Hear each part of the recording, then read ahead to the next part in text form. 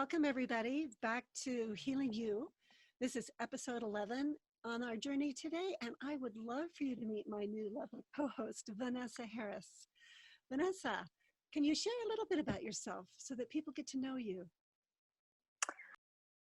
The most important part of my life at the moment is being a mother, Mm. which is what actually led me to working with Gloria. And I think I've been on that journey for a solid 8 or 9 years now. I've lost track. It's been a while.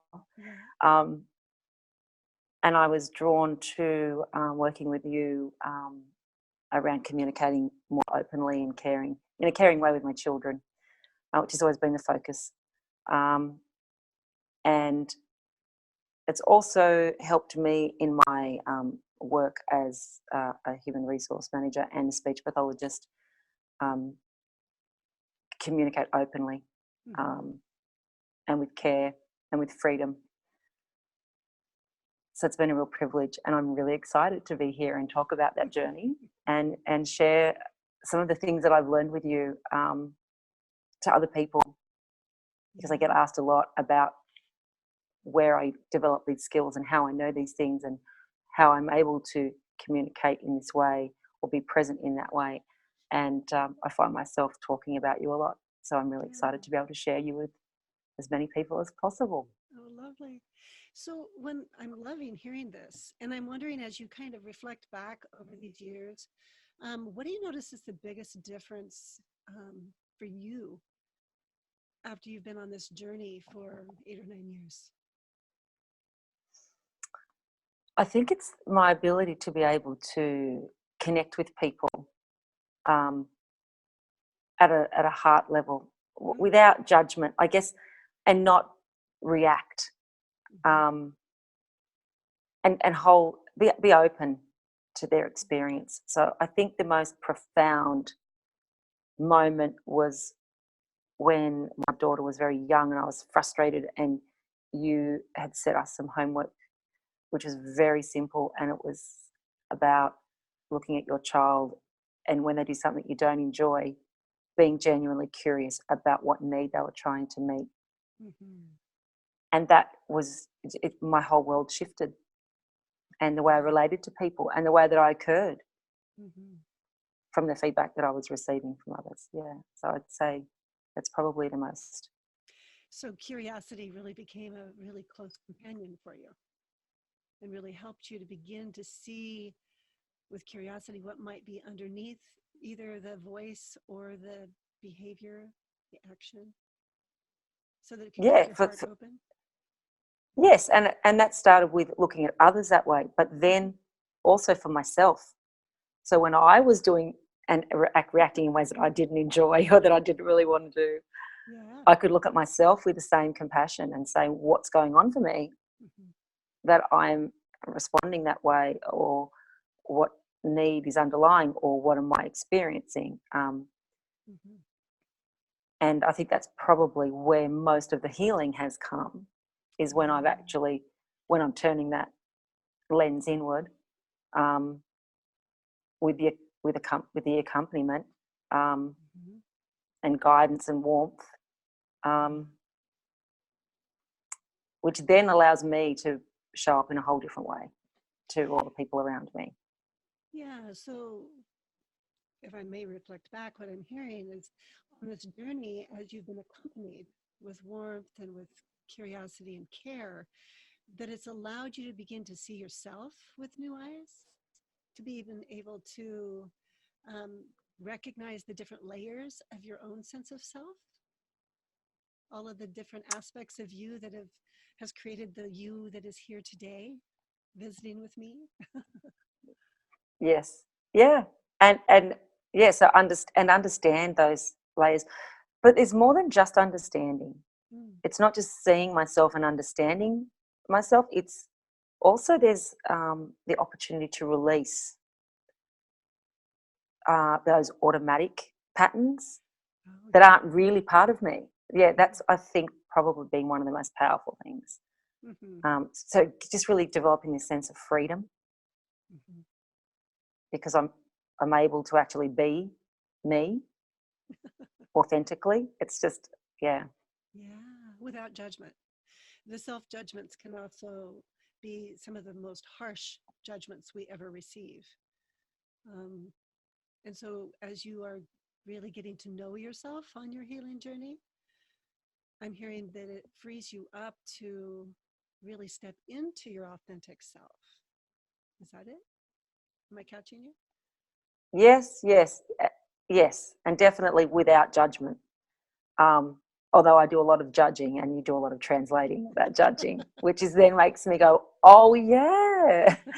um, and also just learning to look at myself and um, care about myself with the same curiosity and openness and lack of judgment as I do with with my children when I'm Mhm. trying to assist them and accompany them when they are having a moment. Um, and it's really powerful, and it's really I don't know what the word is, not intoxicating, but it's something once you experience it, and once I experience it, I want more. It's like, Yeah. that's great. That's fantastic. I want to feel that again. I want more freedom. I want more ease. I want more care. I want more understanding. So really, really wanting more of the capacity to grow your window of welcome for things that in the past you could barely tolerate. But to have that curiosity and that warmth encompass the wholeness that is you in order to even offer that to the ones who are your children or your friends or your loved ones, something like that. Yes. Yeah. And, and I really notice now when my capacity is reduced, Oh, whereas before having a reduced capacity was just the norm. yeah. And then having moments where I could break through that was the exception. Over time, it's now become that's my normal, is to be open, and and then when I'm not, I'm like, oh, and it doesn't feel right, and I want to go back to being Yeah. me.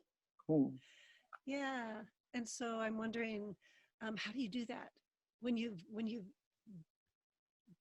actually when you find yourself like, oh my goodness, I just went into an old automatic pattern. How do you bring yourself back to being who you really are? I have to stop. I have to stop and take time away Mm. and breathe. But I do find, and a lot of my internal dialogue will start with, or it's more of a feeling and sensation. Where am I feeling that in my body? I'm tuning into my body. But what happens is, it's almost like, this will sound odd. I've got the little Gloria sitting on my shoulder. So through having the exposed experiences in talking to you, and then I like, it's almost like you're there with me. You accompany me anytime if I go through the Yeah. same process. So stopping, breathing. What am I feeling? Where am I feeling that in my body? Mm-hmm. What am I needing Mm-hmm. here? Um, Mm-hmm. and then how can I express that? I love how you are sharing this so transparently. It's meeting my need for beauty and also acknowledgement of the growth and the healing that's possible. So what you've just described is something that many times I will utilize in one-on-ones or in group sessions where, remember, the brain in the palm of the hand. And Yes. when we're really little, in order to develop that secure attachment, we're born with that, with the ability to distress, and never distress be known, because we flip our lid and we cry out and we make the facial expressions or whatever it is. And when we're fortunate enough to have a surrogate prefrontal cortex in the form of a caretaker, mother or father or grandparent, it could be many different people.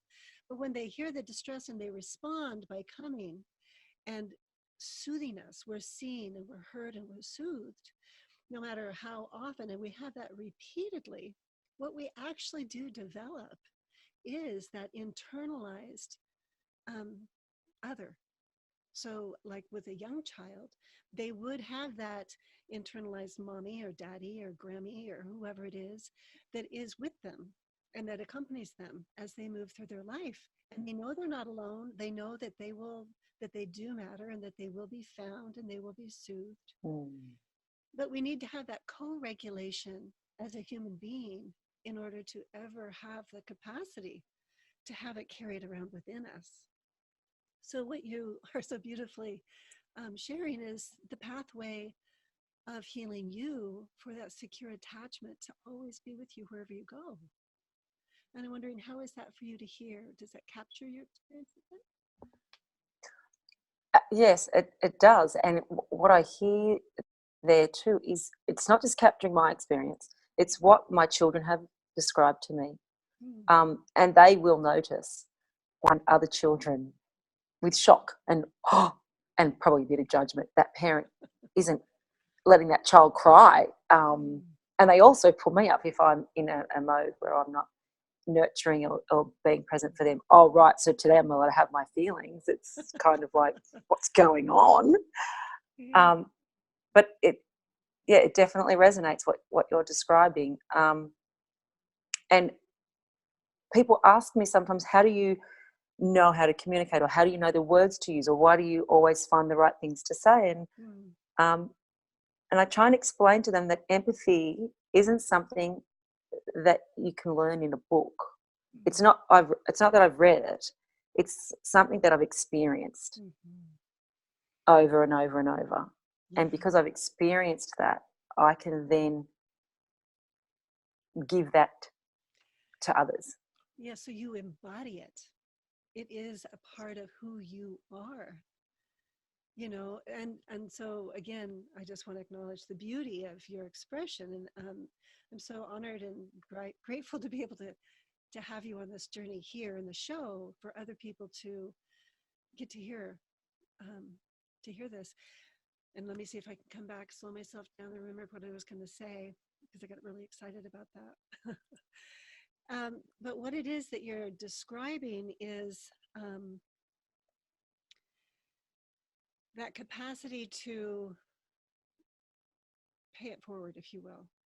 So you've had an experience, and it's been a repeated experience, so that you really start to taste the flavors of the different needs. You've been able to embody the sensations and notice the sensations and trust your own sense of self. You've developed a secure attachment to your own heart, which is grounded in your sacred values. And so, and what I'm hearing is the importance to allow yourself to receive the accompaniment in order to know yourself, because then that becomes your solid ground. And then you can start to offer that curiosity to others in their life. And there's something about being accompanied that then actually allows you to have that model inside that you can then go out and accompany others. And I'm wondering, does that capture your experience a little bit? Yes, absolutely. And what I'm getting present to as you're speaking about that is, as a parent, or as a manager or a co-worker, even as a wife, but mostly as a parent, I guess, because I see my role is to be giving and nurturing and looking after. I need to keep my cup full. I need what you're describing, and that's my way of keeping myself grounded. Yeah. It's just like putting fuel in your car. And I notice too, if I don't get that empathy or connection or resonance from others, or if I'm not in that community of people, I get drained really quickly. Yeah. And then what happens? Oh, then I become a lot more reactive, and then I'm not behaving in ways that are aligned with my sacred values. Let me tell you. Well, what do you do? And not, What do you do after that, though, when that happens? Because inevitably we have those ruptures, right? yeah. What I've learned is the beauty of repair, and so I used to feel this horrible feeling of guilt, and I used to have these moments where if I spoke to my children in a way that I didn't want to, or reacted instead of listened, or judged instead of understanding, I would be sitting there thinking, is this going to be the moment that they're going to be talking about in 20 years to all their friends about the time that their mum did this, or to their therapist, or complaining to people, or but what I've worked out is the beauty of repair, and I love that because it creates a great model as well to my kids, because they have a lot of times that they need to repair with their friends or with us or with each other. Yeah, nothing is ever stuck. I feel emotional thinking about that. Also, just calling a pause, just to honor that emotion as it's rolling through you, as it's a part of you, acknowledging just how deeply meaningful it is. I'm just hearing the depth of your love and compassion, that you're willing to be really authentic and transparent in your relationships, especially with your children. Yeah.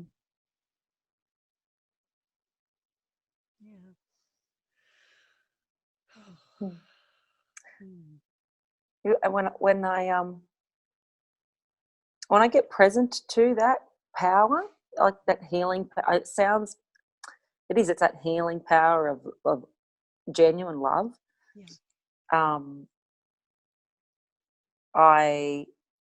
I find it overwhelming, like I just did then sometimes, because it is just so huge, and then I also feel like I want everybody to have that. Yes.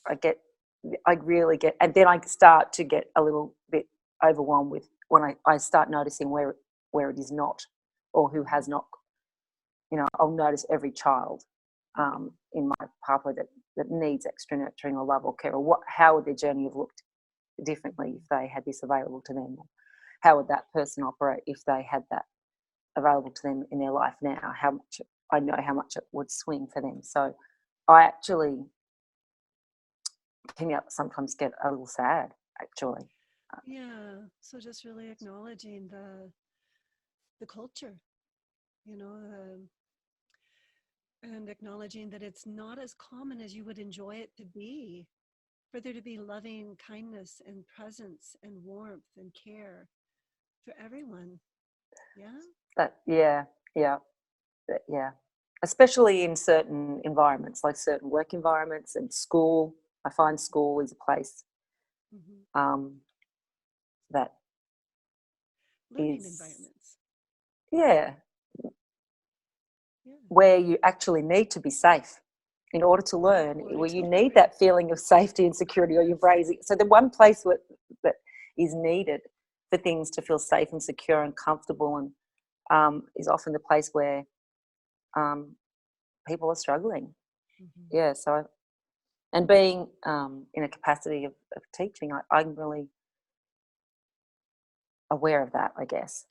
Yeah, so acknowledging all of those positions or all of those relationships, and how do they or do they not accompany the ones that they're in service of. And so how important it is to really develop our capacity to stay relational, for a social engagement system to really sync up and be available with another being without becoming enmeshed in it. Yeah. Yeah. And how also, this could be another conversation, how do we develop our capacity to differentiate our sense of self from other as we accompany them, and especially when you're empathic, so that you don't get sucked dry or take on others' energies. That's so important, to be able to differentiate the energies, and in order to keep yourself clean and clear and resilient, and to have that energetic protection, and to model that as a way of being in the world, especially with children.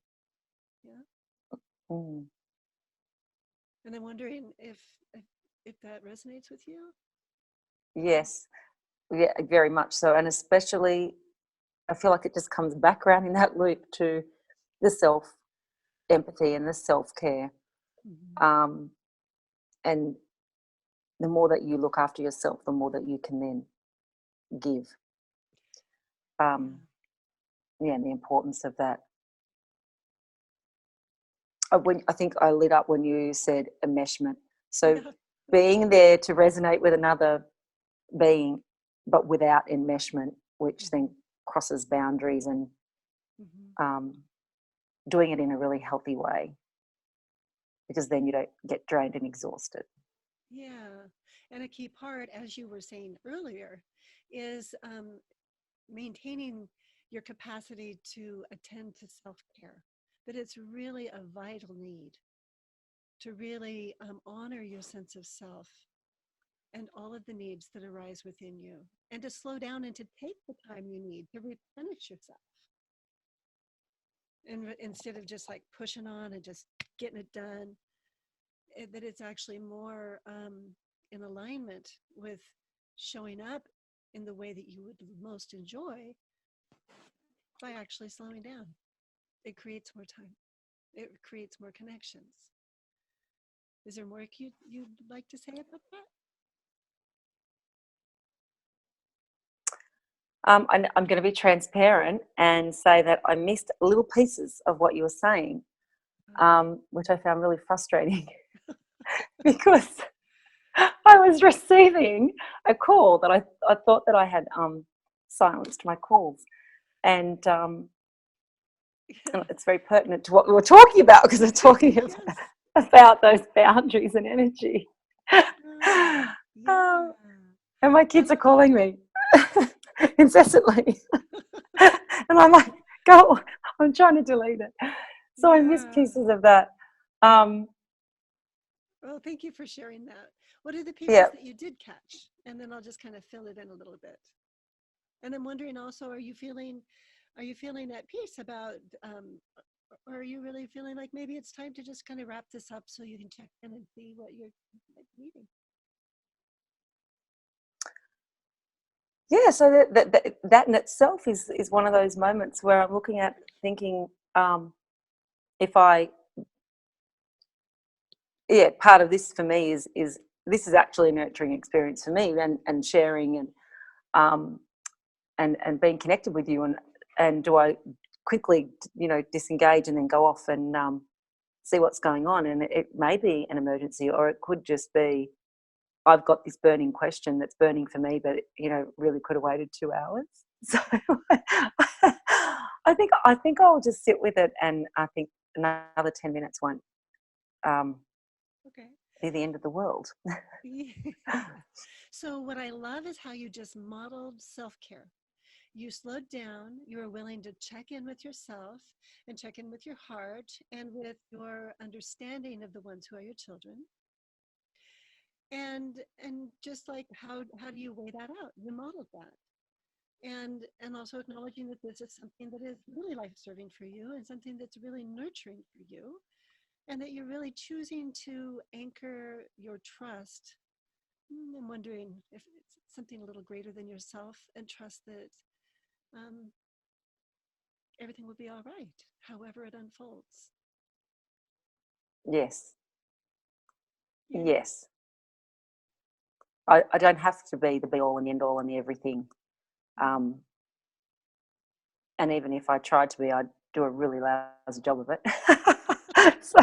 But I do love remembering that there is a bigger picture, and that there's something greater than me, and other connections can be made when I'm not available. Yes. Yeah, that's part of the nurturing, is empowering your children to have lots of resources. So even acknowledging how that ties back into your heart's desire for everyone to have resources that really meet them right where they are. Yeah. And that comes right around and multiple resources. Multiple, yes. Multiple resources, which is why I'm always wanting to share you with people. Yeah. And to trust in that abundance.